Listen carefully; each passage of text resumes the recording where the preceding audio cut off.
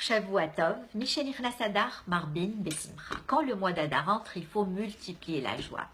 La Guémara nous dit que le mois d'Adar est propice pour répandre la joie. Le Shulchan Aruch aussi nous dit que ce mois est opportun pour un bon mazal d'Am Israël, contrairement au mois d'Av qui est le mois de la destruction du Beit Amikdash, comme vous savez.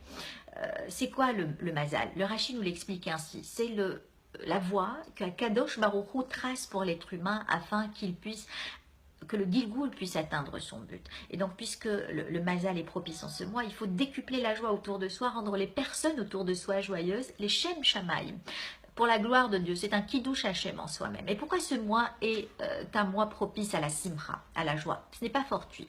C'est parce que le mois d'Adar, il précède le mois de Nissan, qui est le mois de la Géoula. Donc c'est le début du processus de la Géoula qui doit se faire bien sûr dans la Simcha. Le mois de Nissan, c'est le mois de la sortie d'Égypte. C'est le mois où l'on attend le Melech HaMashiach. Et c'est aussi le mois qui a connu une Géoula, la Géoula des Juifs de Perse grâce à la reine Esther et à Mordechai qui ont pu libérer les Juifs de Perse des machinations d'Aman sous l'égide du roi Assuérus. D'ailleurs, beaucoup de personnes ne le savent pas, mais les sépultures d'Adassa, de la reine Esther, et de Mordechai existent en Iran, dans le nord d'Iran, à Madan plus exactement, à quelques kilomètres avec de la frontière avec l'Azerbaïdjan.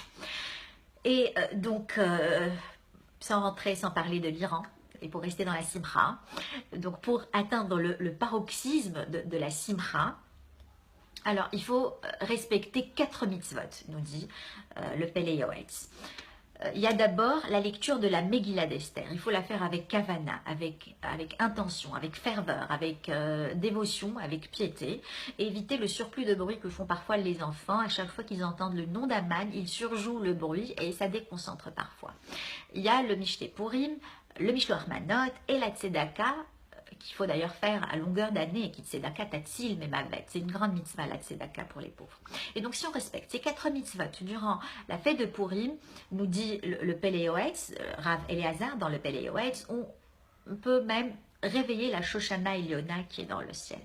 Et puis même après la sortie du mois d'Adar, il ne faut pas sombrer dans la mélancolie, car la joie est inhérente au judaïsme. La joie est un élément consubstantiel à la religion. Il y a d'ailleurs une luxuriance de noms qui veulent dire, qui décrivent le sentiment de joie en hébreu. Simcha, Osher, Rina, Gila, Tzala, Sasson et d'autres mots. D'ailleurs, mitzvah gedola leyot besimcha, disent les chassidim, le courant du Baal Shem Tov. Et puis à chaque fois que l'on est triste, il faut juste se rappeler que nous sommes faits, que l'être humain est fait du Ruach HaKodesh. Pas uniquement les tzadikim qui ont le Ruach HaKodesh, tous les êtres humains, puisque tous les êtres humains sont faits avec le souffle de Kadosh Baruch Hu. Puis après, chacun a ses midot et chacun suit son destin, mais nous sommes tous faits du Ruach HaKodesh. Et puis, plus que le Ruach HaKodesh, Am Israël est conçu avec la Shekhinah. Akadosh Baruch Hu avait dit Asuli Mishkan veshachanti betochan.